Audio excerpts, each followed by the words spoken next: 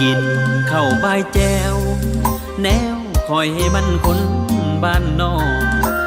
พ่อแม่เพิ่นสอนเพิ่นบอกบ่ลืมดอกอาหารบ้านเฮา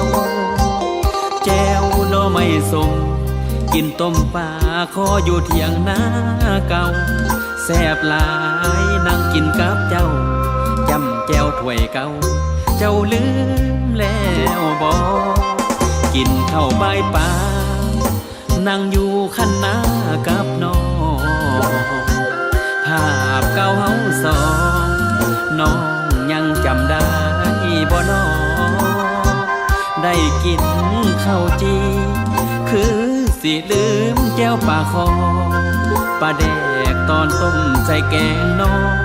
องลืมแล้วบ่อ้ายรอ